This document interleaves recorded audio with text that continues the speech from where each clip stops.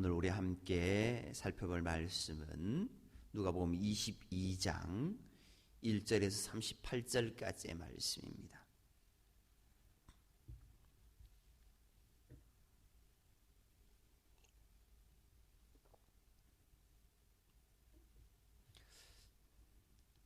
누가복음 22장 1절에서 38절까지의 말씀입니다.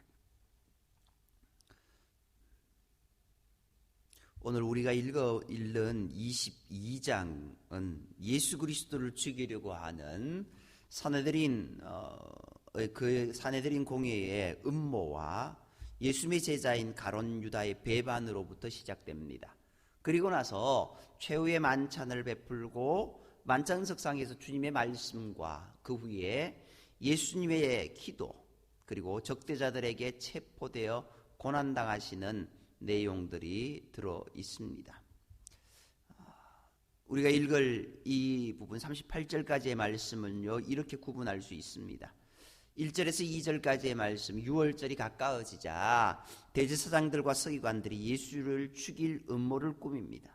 그리고 6절까지는 12제자 중에 하나인 가룟 유다에게 사단이 들어가서 예수를 팔아넘기려고 하는 생각을 하게 되고, 이제 7절부터 23절까지 6월절이 이르러 예수님께서 큰 다락방으로 제자들을 모시고 최후의 만찬을 거행하십니다.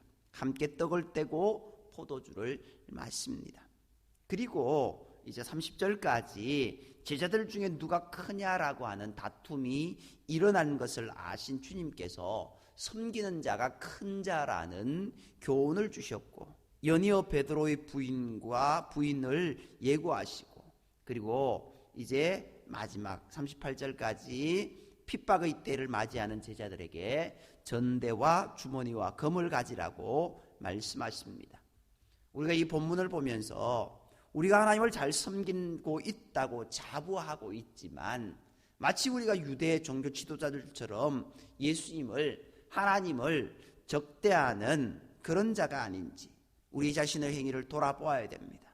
그리고 한 치 앞도 분간 못하는, 죽기까지 주님을 따른다라고 장담하지만 덧없이 허물어지는 그 믿음을 바라보면서 끝까지 믿음으로 나아가기를 소망하는 저와 여러분이 되기를 바랍니다. 우리 22장 1절에서 38절까지의 말씀 한 절씩 교독하도록 하겠습니다. 1절입니다. 6월절이라 하는 무교절이 다가오매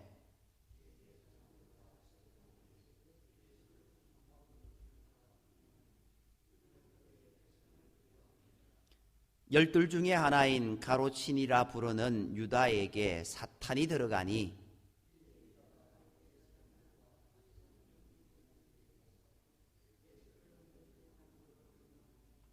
그들이 기뻐하여 돈을 주기로 언약하는지라.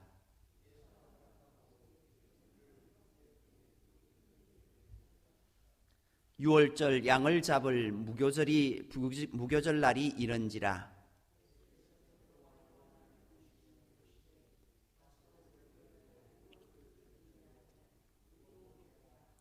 여짜오되 어디서 준비하기를 원하시나이까?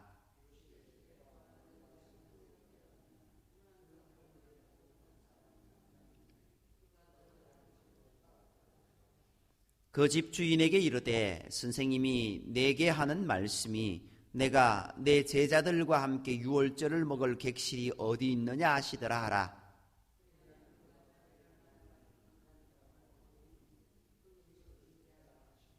그들이 나가 그 하신 말씀대로 만나 유월절을 준비하니라. 이르시되 내가 고난을 받기 전에 너희와 함께 이 유월절 먹기를 원하고 원하였노라.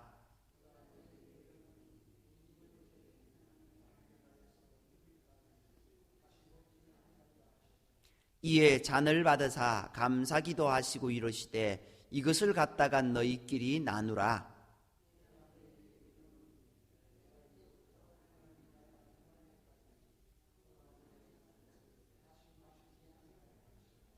또 떡을 가져 감사 기도하시고 떼어 그들에게 주시며 이르시되 이것은 너희를 위하여 주는 내 몸이라. 너희가 이를 행하여 나를 기념하라 하시고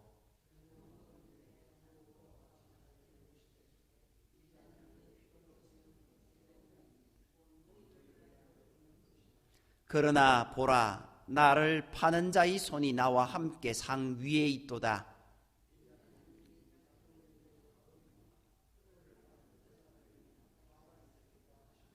그들이 서로 묻되 우리 중에서 이 일을 행할 자가 누구일까 하더라.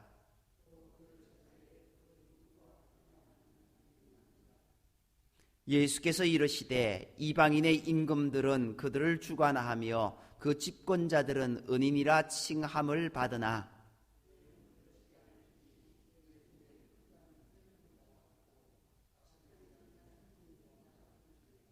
앉아서 먹는 자가 크냐 섬기는 자가 크냐. 앉아서 먹는 자가 아니냐. 그러나 나는 섬기는 자로 너희 중에 있노라.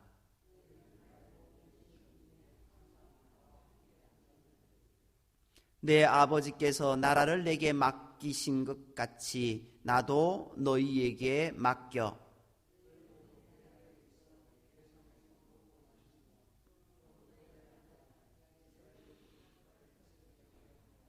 시몬아 시몬아 보라, 사탄이 너희를 밀가루 부르듯 하려고 요구하였으나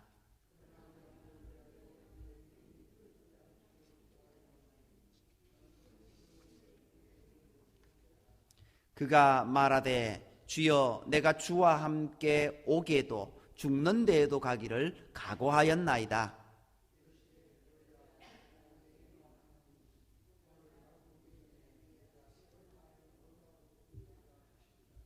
그들에게 이르시되 내가 너희를 전대와 배낭과 신발도 없이 보내었을 때에 부족한 것이 있더냐. 이르되 없었나이다.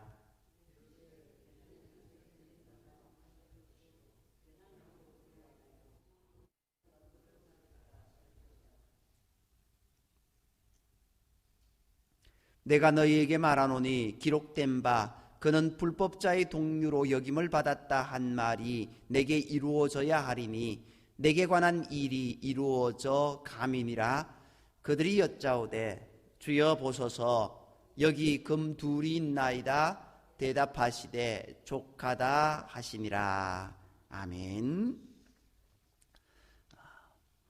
오늘 말씀 유월절이라는 무교절이 가까이 오매 유대 종교 지도자들이 예수님을 죽일 방책을 연구합니다. 대제사장들과 서기관들 당장이라도 예수님을 체포하고 싶었지만 그분을 정치적 해방자로 믿고 그분 말씀에 귀를 기울이는 수많은 사람들로 인하여서 두려워합니다. 즉 예수를 잡고 싶어도 백성들이 그분을 선지자 중에 한 사람으로 생각하였기 때문에 손을 댈 수가 없었던 겁니다. 그 무렵 예수님의 제자인 가룟 유다가 자기들에게 찾아와서 예수님을 넘겨주겠다라고 말합니다.